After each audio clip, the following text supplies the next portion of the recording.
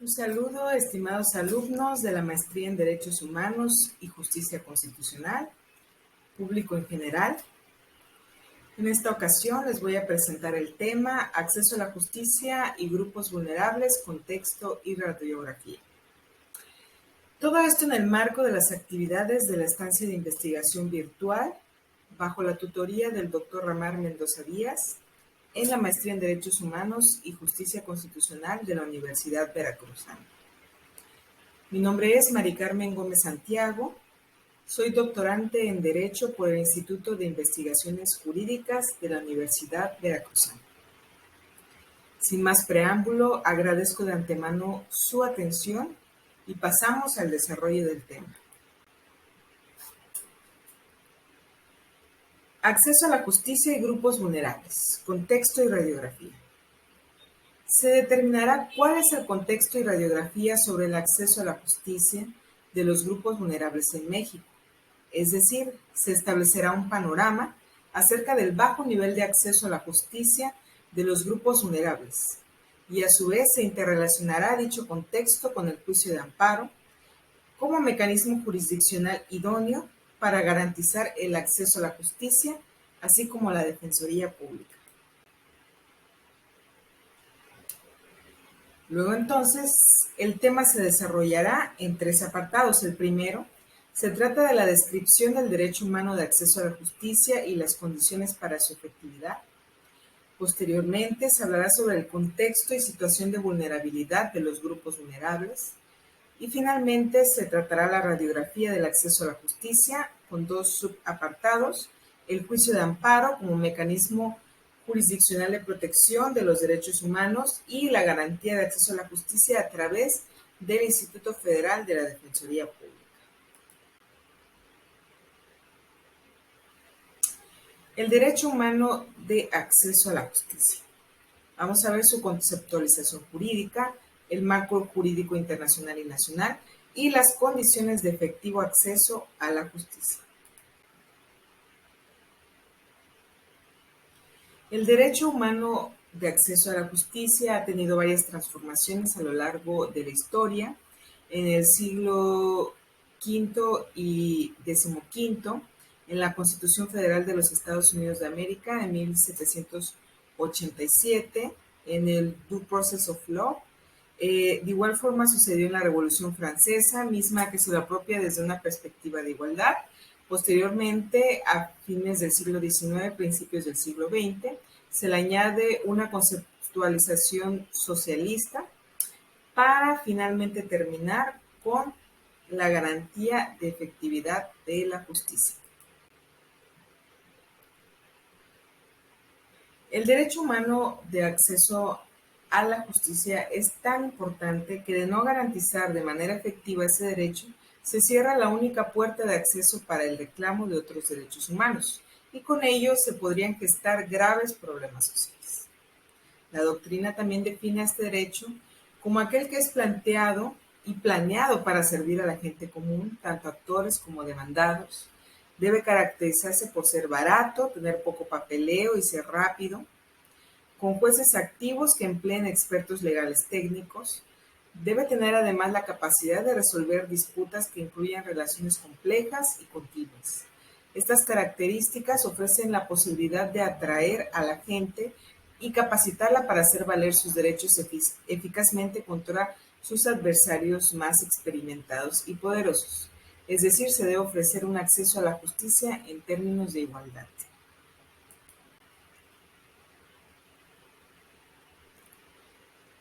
Asimismo, como señala el distinguido jurista italiano Mauro Capelletti, se debe distinguir al acceso efectivo a la justicia y considerarlo como el requisito más básico, el derecho humano más fundamental en un sistema legal igualitario, moderno, que pretenda garantizar y no solamente proclamar los derechos de todos.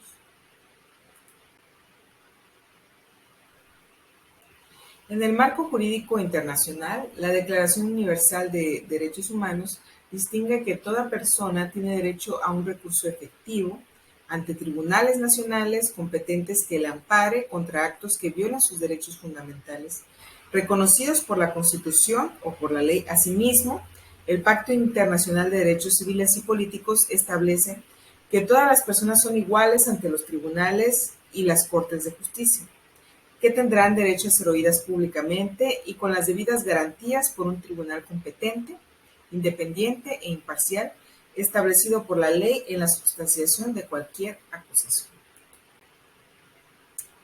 En México, el acceso a la justicia se consagra en el artículo 17 de la Constitución Política, que establece que ninguna persona podrá hacerse justicia por sí misma ni ejercer violencia para reclamar su derecho.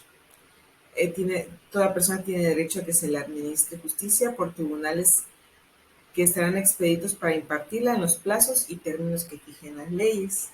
También se establecerán los medios necesarios para que se garantice la independencia de los tribunales y la plena resolución de las ejecuciones y de sus resoluciones en la ejecución de las sentencias. Ninguna persona podrá hacerse justicia por sí misma ni ejercer violencia.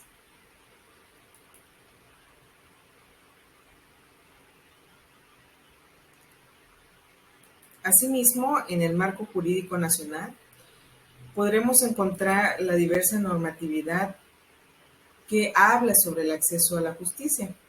Entre esta normatividad, así como en los diversos tribunales que se han instaurado para ello, es importante distinguir que estas características deben asemejarse tanto al marco jurídico internacional como a lo que la doctrina ha establecido como las condiciones de efectivo acceso a la justicia.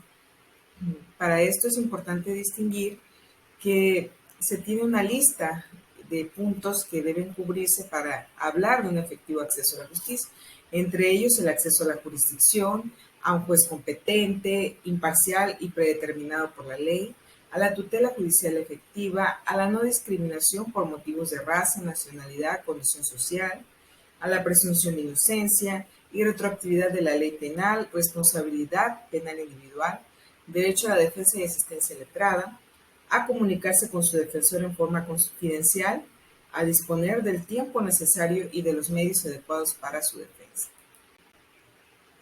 Asimismo, entre estas condiciones se encuentra el derecho a un habeas corpus o al amparo, un recurso efectivo ante tribunales superiores, competentes, independientes e imparciales, a que en el proceso penal se asegure que la libertad será reconocida y respetada por regla general y la prisión preventiva constituya una medida de excepción, a la no aplicación de la pena de muerte, a la indemnización por error judicial, a la prohibición y protección efectiva contra las desapariciones forzadas e involuntarias, a la prohibición y protección efectiva contra las ejecuciones sumarias o arbitrarias.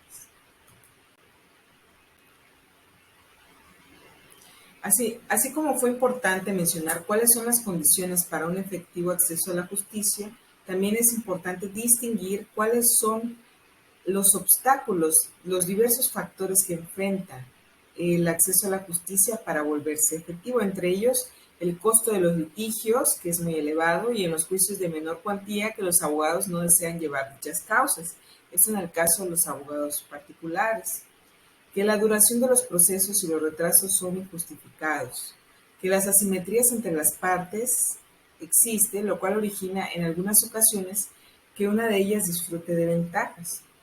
La falta de conocimiento legal básico, no solo para cuestionar, sino para comprender que se puede impugnar algún hecho o acto, sentencia, resolución. Que el reclamo de intereses difusos o colectivos, como los relativos al medio ambiente y los derechos de los consumidores, normalmente resultan procesos muy complicados.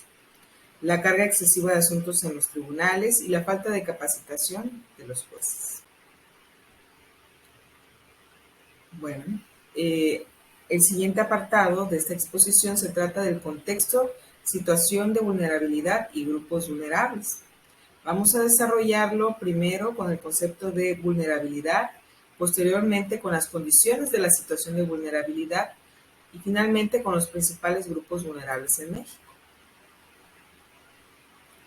De acuerdo a la regla número 3 de las reglas de Brasilia sobre acceso a la justicia de los grupos en condición de vulnerabilidad, puede decirse que se considera en condición de vulnerabilidad a aquellas personas que, por razón de su edad, género, estado físico o mental, o por circunstancias sociales, económicas, étnicas y o culturales, encuentran especiales dificultades para ejercitar con plenitud ante el sistema de justicia los derechos reconocidos por el ordenamiento jurídico.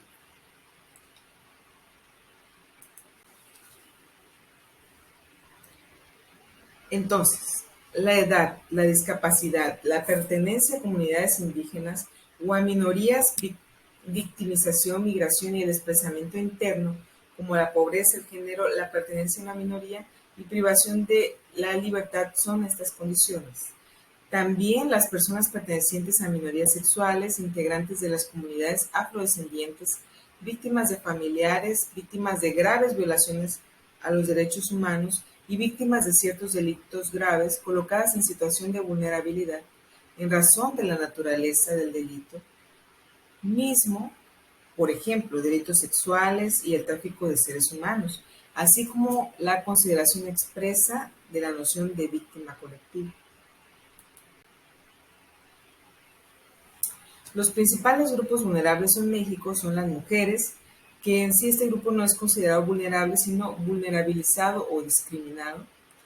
Los niños, niñas y adolescentes, esto es una cuestión de vulnerabilidad por edad. Los pueblos indígenas, afrodescendientes u otras minorías étnicas también es un grupo no vulnerable, sino vulnerabilizado o discriminado. Las personas adultas mayores, también una discriminación por el tema de la edad. Las personas con discapacidad, las personas refugiadas y desplazadas, las personas con orientación sexual diversa y las personas privadas de la libertad. También en el marco jurídico nacional encontramos jurisprudencia que trata de desentrañar este concepto de vulnerabilidad, diciendo lo que es, lo que no es. Por ejemplo, la jurisprudencia primera 126-2017 de la 10ª época de rubro Derecho Humano a la Igualdad Jurídica, diferencias entre sus modalidades conceptuales, se refiere a la igualdad sustantiva intrínsecamente relacionada con la vulnerabilidad y los grupos vulnerables. Asimismo, en una apreciación similar, la jurisprudencia de rubro pobreza y vulnerabilidad, sus diferencias y relaciones en la Ley General de Desarrollo Social, se refiere a la pobreza y a la vulnerabilidad y cómo esta última va más allá de la primera. En la primera jurisprudencia de rubro Derecho Humano a la Igualdad Jurídica, diferencias entre sus modalidades conceptuales, se aprecia que, por su parte, la segunda modalidad, igualdad sustantiva o de hecho, radica en alcanzar una paridad de oportunidades en el goce y ejercicio real y efectivo de los derechos humanos, de todas las personas, lo que conlleva que en algunos casos sea necesario remover y o disminuir los obstáculos sociales, políticos, culturales, económicos o de cualquier otra índole que impidan a los integrantes de ciertos grupos sociales vulnerables gozar y ejercer tales derechos. Por ello, la violación de este principio surge cuando existe una discriminación estructural en contra de un grupo social o sus integrantes individualmente considerados y la autoridad no lleva a cabo las acciones necesarias para eliminar y o revertir tal situación.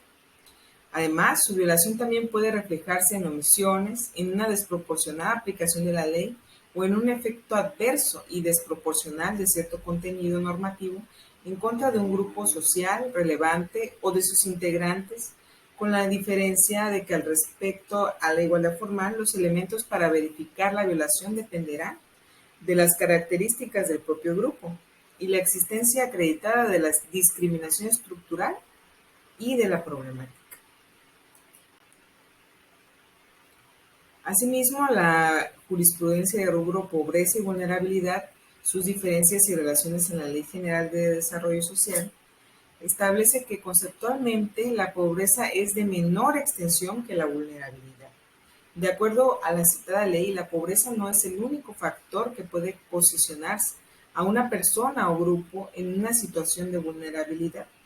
Desde la misma definición legal de grupos vulnerables se hace referencia a la discriminación, la cual desde el concepto de discriminación contenido en el artículo 1 de la Constitución Federal comprende una multitud de categorías que pueden provocarla: origen étnico o nacional, género, edad, capacidades diferentes, condición social, condiciones de salud, religión, opiniones, preferencias, estado civil. Además, la lista no es limitativa, sino enunciativa, dejando abierta la posibilidad de nuevas categorías al incluir cualquiera otra que atente contra la dignidad humana. Y bueno, en estas dos jurisprudencias encontramos condiciones para establecer qué es la vulnerabilidad. En la primera se habla claramente de una discriminación estructural, de que existe una aplicación diversa de la ley en detrimento de estas personas. Asimismo, se habla de que la vulnerabilidad va más allá de la pobreza, ya que este último es un concepto más extenso. Y bueno, que incluso esta vulnerabilidad puede determinarse a través de estas llamadas categorías sospechosas en función al origen étnico, nacional, género, edad, capacidades diferentes, condición social, etc. Las categorías sospechosas que enuncia el artículo primero de la Constitución demuestran que la vulnerabilidad se trata de una situación especial que coloca a la persona o grupo vulnerable en una desventaja, en desigualdad, en el contexto y situación en la que se encuentra. Estas categorías son de tipo enunciativas y no limitativas. Es claro que tanto pueden ser de diferentes en los diversos contextos como en el desarrollo de la sociedad, por lo que pueden surgir diversos grupos en situación de vulnerabilidad o que se colocan en esta categoría, dependiendo de la realidad del contexto. Como ejemplo, se pueden analizar el contexto de la pandemia que se vive hoy en día, que coloca al personal de salud, a las personas con enfermedades crónicas o comorbilidades, a los adultos mayores en una situación de desventaja, que complica su acceso al derecho humano a la salud y que los ha puesto en el centro de un análisis jurídico. Se pueden analizar también todo este tipo de situaciones desde la óptica del interés legítimo y difuso en el juicio de amparo.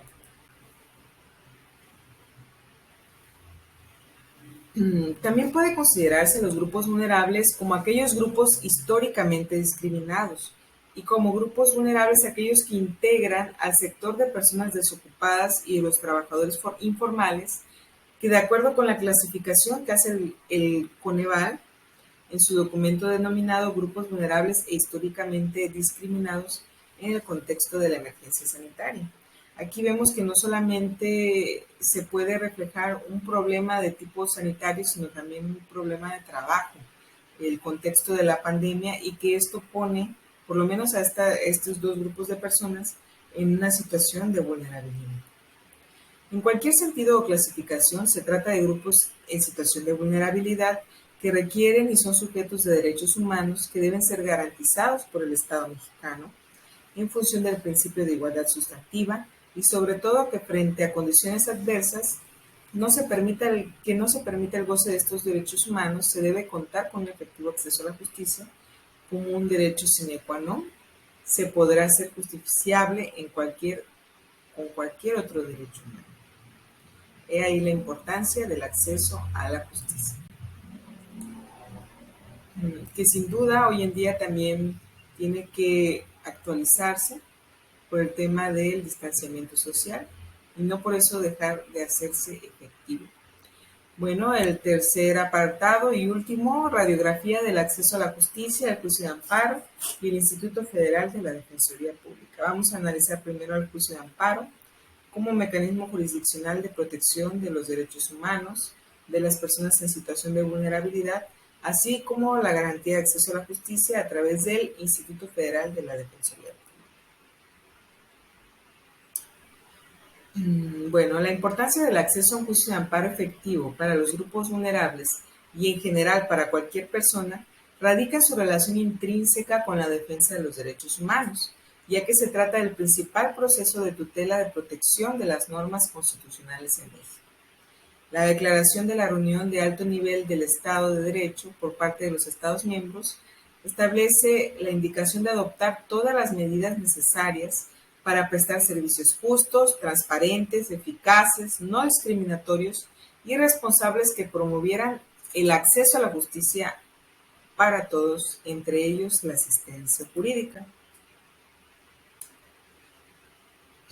Las Naciones Unidas han remarcado que hay que fortalecer las áreas de supervisión y evaluación, el empoderamiento de los pobres y marginados para buscar recursos y reparación ante la injusticia, la mejora de la protección jurídica, la sensibilización jurídica y la asistencia letrada, la supervisión de la sociedad civil y parlamentaria, la respuesta ante desafíos en el sector de justicia como la brutalidad policial, y otros delitos graves relacionados con conflictos y el fortalecimiento de los vínculos entre las estructuras oficiales y oficiosas. Asimismo, la Comisión Interamericana de Derechos Humanos ha señalado que para cumplir cabalmente con los requerimientos de acceso a la justicia, es necesario que exista un acceso de jure y de facto a los recursos judiciales. El acceso a los recursos judiciales debe ser expedito, oportuno, efectivo y que constituya la primera línea de defensa de los derechos humanos. La comunidad internacional se ha comprometido en garantizar la efectividad del acceso a la justicia a través de las declaraciones, tratados, resoluciones, sentencias u opiniones consultivas. Un ejemplo de ello es la opinión consultiva 1190 de la Corte Interamericana de Derechos Humanos, que en su parte medular expresa que para que tal recurso exista, el recurso efectivo contra las violaciones a los derechos humanos reconocidos por la Convención, no basta con que esté previsto en la Constitución o la ley, con que sea formalmente admisible, sino que se requiere que sea realmente idóneo para establecer si se ha incurrido en una violación a los derechos humanos y proveer lo necesario para remediarla. No pueden considerarse efectivos aquellos recursos que por las condiciones generales del país o incluso por las circunstancias particulares de un caso resulten ilusorios. En este caso también se habla de la denegación de justicia, por ejemplo. Y esta deficiencia también la podemos ver en tres aspectos que la doctrina ha señalado como deficiencias en el juicio de amparo. La primera de ellas es su diseño organizacional, que obedece a criterios demográficos, lo que perpetúa la exclusión de numerosos grupos de la población que habitan las zonas rurales o poblaciones pequeñas alojadas de los grandes centros urbanos. Las instalaciones, que algunas veces son inhóspitas, con algunas personas que sufren algún tipo de discapacidad. Y desde el punto de vista normativo, algunas reglas del juicio de amparo están elaboradas a partir de un ideal de usuario que no tiene ninguna vulnerabilidad, que no es coincidente con el perfil de las personas que realmente sufren violaciones a sus derechos humanos. Y bueno, también la doctrina ha señalado algunas medidas para mejorar el acceso efectivo a la justicia, la ayuda legal para los pobres, la representación de los intereses difusos. Bueno, regresando un poco, ayuda legal para los pobres. Más bien sería ayuda legal para los grupos en situación de vulnerabilidad, que como vimos en la jurisprudencia, la vulnerabilidad va más allá de la pobreza. La representación de los intereses difusos, la reforma o promulgación de nuevas leyes para la creación de nuevos mecanismos para hacer ejecutables las sentencias, la incorporación de los mecanismos alternos de solución de controversias.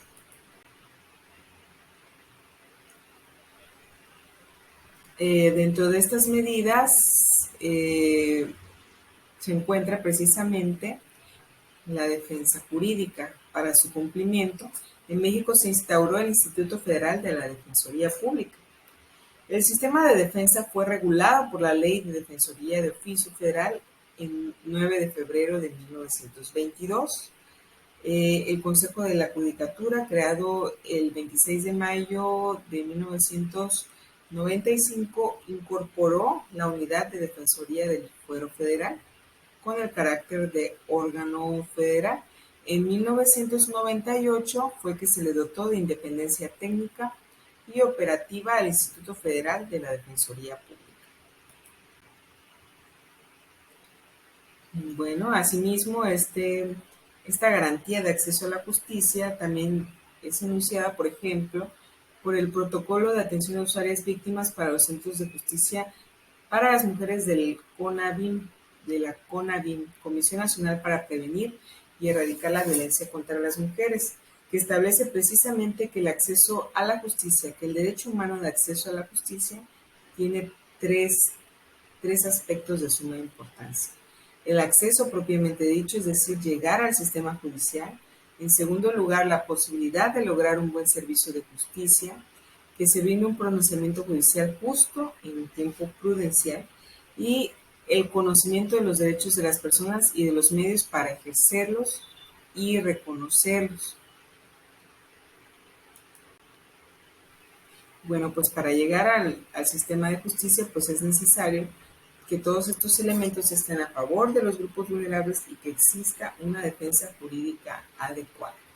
Es así como también este protocolo nos dice que el acceso a la justicia es concebido como una especie de derecho bisagra, en cuanto permite dar efectividad a los distintos derechos civiles, políticos, económicos, sociales y culturales, llamados DES también, abriendo camino para reclamar por su cumplimiento y garantizar la igualdad y la no discriminación. Así, para erradicar la violencia contra las mujeres, el acceso a la justicia es esencial, ya que en muchas ocasiones ellas se encuentran imposibilitadas para ejercer y exigir el cumplimiento de sus derechos. Bueno, esto en el caso de los grupos vulnerabilizados, que son las mujeres, pero en general esto ocurre con todos los grupos vulnerables. Entonces también señala que es necesario que exista un acceso de jure y de facto, como también lo dijo la opinión consultiva 1190 que ya hemos analizado. Y el acceso a los recursos judiciales debe ser expedito, oportuno y efectivo, porque constituyen la primera línea de defensa de los derechos humanos. El artículo 20, apartado D, fracción octava de la Constitución Política de los Estados Unidos Mexicanos también establece que, por ejemplo, toda persona imputada tendrá derecho a una defensa adecuada por abogado, al cual elegirá libremente, incluso desde el momento de su retención. Si no quiere o no puede nombrar un abogado después de haber sido requerido para hacerlo, el juez designará un defensor público. También tendrá derecho a que su defensor comparezca en todos los actos del proceso y éste tendrá obligación de hacerlo cuantas veces se le requiera. Luego entonces, los mínimos para garantizar el acceso a la justicia y el respeto a la dignidad humana van más allá de establecer los mecanismos legales que se accionan ante la tutela de un juez, que incluyen la defensa jurídica. Bueno, a nivel federal, el Instituto Federal de la Defensoría Pública es competente en las ramas administrativa, fiscal, civil y migración. Se prestan los servicios de defensa penal federal y asesoría jurídica. Los servicios básicos constan del primer contacto, la orientación institucional, asesoría y representación jurídica.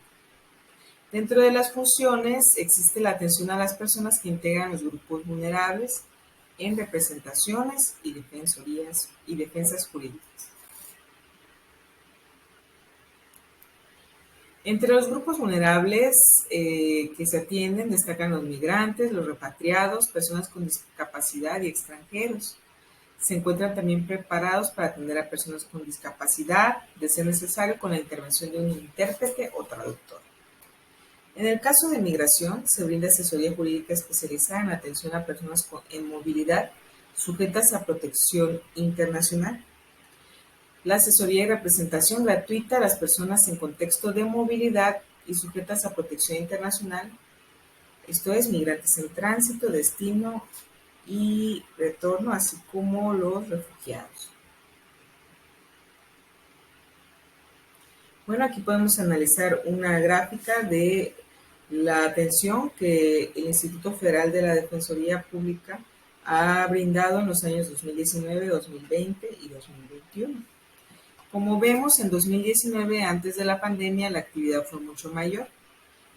Por ejemplo, 49.103 atenciones a repatriados, 3.216 atenciones a migrantes, 311 a personas con discapacidad y 3.661 a extranjeros, lo cual disminuyó en 2020, que señala más que nada atenciones que se dieron durante el primer trimestre del año, es decir, de enero a marzo, antes de que iniciara la pandemia el 16 de marzo de 2020, con 2.752 casos para migrantes, 8.268 casos de repatriados, 361 casos de personas con discapacidad y 2.866 casos para extranjeros.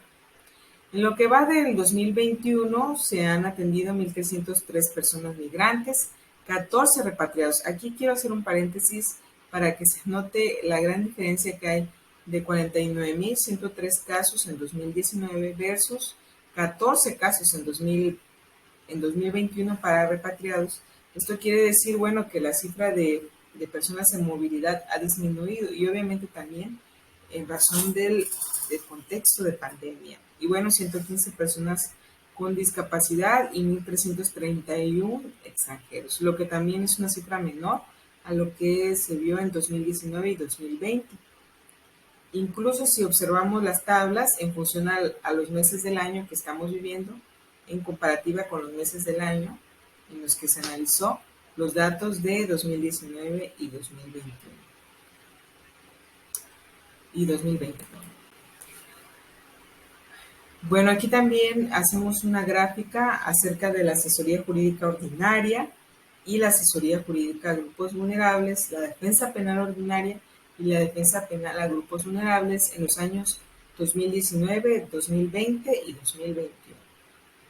En 2019 se atendieron 97.958 casos de asesoría jurídica ordinaria y 56.291 casos de asesoría jurídica a grupos vulnerables, 79.305 casos de defensa penal ordinaria y 2.133 casos de defensa penal a grupos vulnerables. En 2020 se atendieron 29.380 casos de asesoría jurídica ordinaria, 14.247 casos de asesoría jurídica a grupos vulnerables, 50.900 casos de defensa penal ordinaria y 1.688 casos de defensa penal a grupos vulnerables.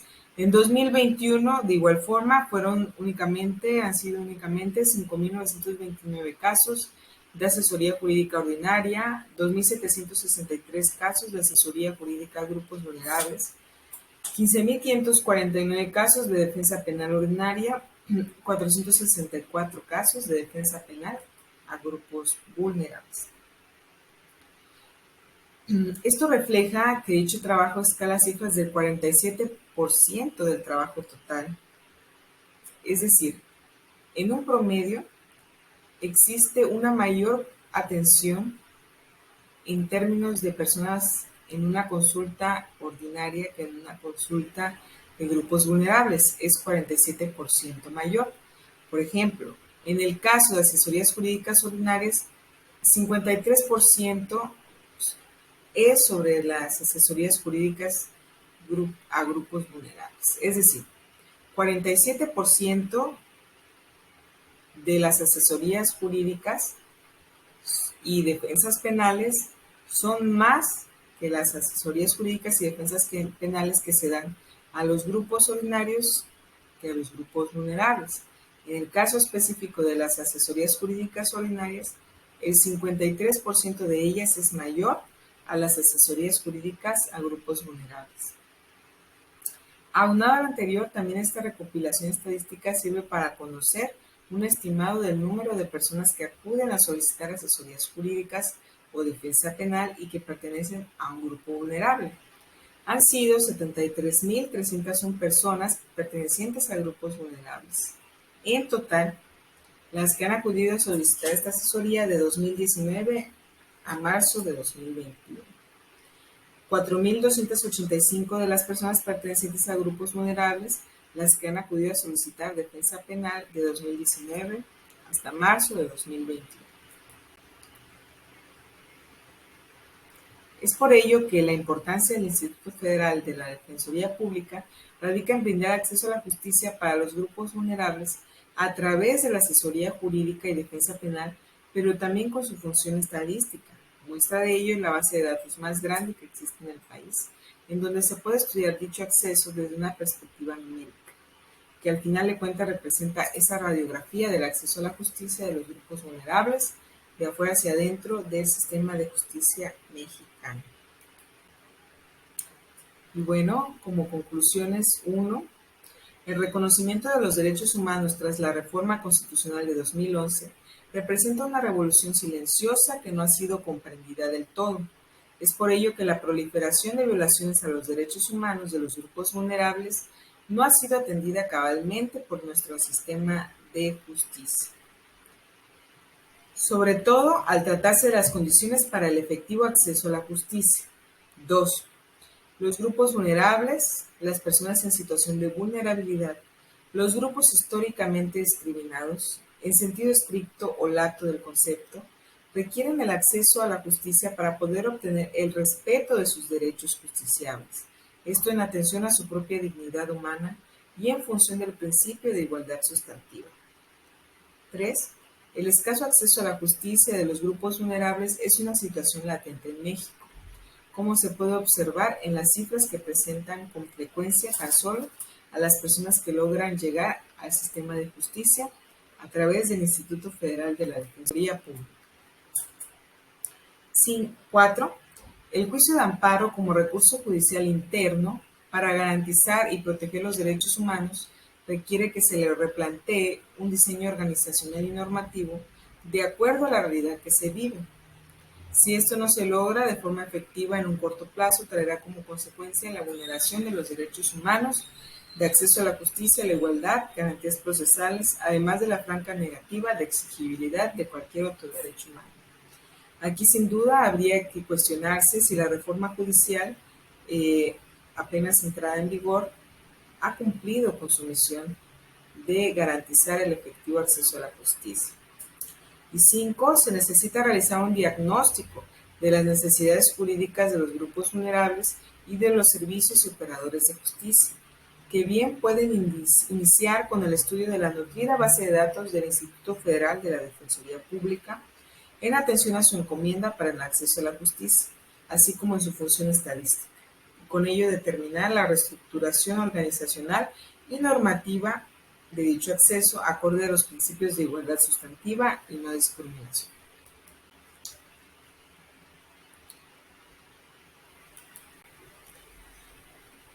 Sin más por el momento, eso sería todo. Agradezco nuevamente su atención.